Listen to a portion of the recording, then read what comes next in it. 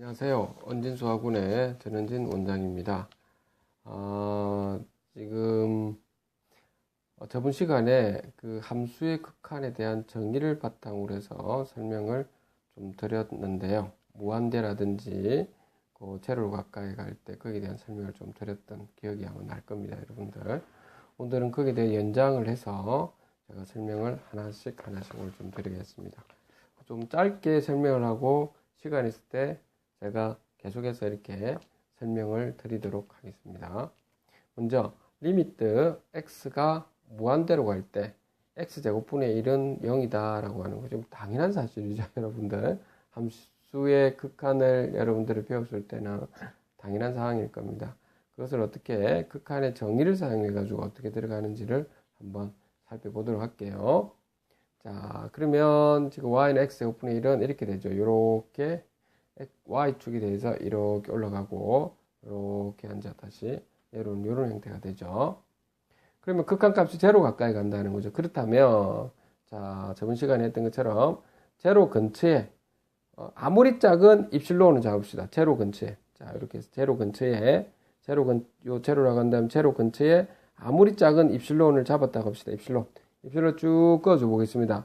x축에 쭉 꺼주면 x의 양의 값을 꺼주면 여기에 뭐가 나오죠? 어떤 n 값을 잡아줘야 되죠. 입실론은 어떤 임의의 입실론이죠. 여기 n 값 있죠. n 값. 그러면 어떤 자연수 n이 있을 텐데 n보다 어떤 큰 값이 있겠죠. n보다 큰 값. n보다 큰 값을 이렇게 잡는다면 어떤 실수에 대한 어떤 델타 값이 있을 겁니다. 그렇죠? n 값이라 하겠고요. 그냥 어떤 n 값이 있다 하겠습니다. n 값이 있다고 실수 n 값이. 그럼 n보다 큰 값에 대해서는 항상 어떻게 됩니까? 항상 지금 그 델타보다도 작은 값을 항상 수렴하게 되죠. 그러니까 증명이 된 거죠. 그렇죠? n 값을 찾아주면 되는 거죠. 자, 그래서 우리가 임의의 입실론이 0보다 크다에 대해서 n을 잡아야 되는 거죠. 실수 n을. 0보다 큰 n을. 모르겠다. 일단 잠깐 둡시다. n은 두고요. 그러면 x가 n보다 크다가 된다면, 그렇죠? n보다 크다가 된다면 절대치의 x제곱분의 1 빼기 0은 뭐 x제곱 양수니까 x제곱분의 1이 될 테고, 아까 x가 n보다 크다라면 이렇게 했죠. 그렇죠? 그러면 x제곱분의 1은 뭐보다 작습니까? n제곱분의 1보다 작죠. 맞습니까? n제곱분의 1보다 작기 때문에 n제곱분의 1을 입실론이라 두면 되는 거죠. 그렇죠? 그렇기 때문에 앞으로 다시 돌아가는 거죠. n을 루트 입실론 분의 1이라고 두고 0보다 큰 걸 놓고 있죠. 그러면 딱 다 만족하는 거죠. 자, 되겠습니까, 여러분들? 한번 곰곰이 다시 한번 생각을 해보도록 하세요. 두 번째로는 여러분들 다 알고 있는 애 또 한번 볼게요. 리미트 x가 무한대로 간다 합시다. x가 무한대로 갈 때 2x-1은 당연히 무한대로 가는 거죠. 맞습니까? 그러면 이 그래프를 봤을 때 이런 그래프가 되는 거죠. 마이너스를 기준으로 해서. 그러면 그때 우리가 했던 기억을 한번 상기시켜 보세요. m을 아무리 크게 잡더라도 y 값에 있는 m을 아무리 크게 잡습니다.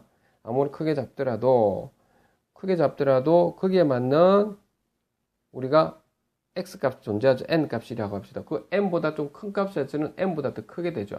그렇기 때문에 무한대가 된다. 우리가 이렇게 정의를 내렸던 기억이 납니까? 그래서 임의의 m값이 0보다 크다에 대해서 n값을 잡아야 되겠죠. 이게 살짝 비워납시다. 모든 x값이 m보다 크다 라고 하면 2x-1은 그렇죠. 누구보다 큽니까? x가 n보다 크니까 2의 n 빼기 1이죠. 그걸 라지 m이라 잡으면 되죠. 라지 m. 맞습니까? 즉 라지 n이라고 하는 것은 라지 m 더하기 1을 2로 나눠준 값이죠. 이거를 라지 n으로 잡으면 되는 거죠. 그러면 그대로 여러분들 성립하게 되는 거죠. 자, 그런 식으로 과정을 거쳐주면 되겠습니다. 자, 오늘은 여러분들한테 한 두 가지만 설명을 해줬는데, 여러 가지 제가 이렇게 설명을 좀 더 해주고는 싶은데 시간 관계상 요 정도만 하더라고 여러분들하고 다음 시간에는 수열의 지금 수렴에 대해서 한 번 더 깊이 있는 내용을 좀 설명을 좀 드릴까 합니다. 물론 이런 그 내용들은 전부 다가 이런 수학에서는 해석학이라는 책에서 보면 좀 더 상세하게 좀 나와 있는데 그 고등학교 학생 여러분들 중에서 특히 이제 과학고 학생이나 그리고 영재학교 학생들 그리고 논술을 좀 대비하고 있는 학생들 있죠. 제가 말하고 싶은 거는 고등학교 과정을 다 돼 있고 뭐 의대에서 탑 클래스 서울대 의대라든지 이렇게 갈 학생들 있죠. 이런 학생들은 지금부터 이렇게 준비를 좀 하죠, 그렇죠? 근데 요런 부분이 가끔 나오죠, 그렇죠? 아주 상세 해석학적인 개념으로 해서 논술 문제가 나오니까 미리 선생님은 하나씩 개념을 잡아주고 있는 개념을 정확하게 알면 오히려 해석학 관련된 이런 문제들이 있거든요. 수열의 극한하고 적분과의 관계라든지 또는 함수의 극한과 적분과의 관계 또 미분과의 관계가 아주 까다롭게 나오는 것도 사실은 쉽게 여러분들이 배경지식이기 때문에 풀어낼 수가 있게 됩니다. 오늘은 여기까지 하도록 하죠. 감사합니다.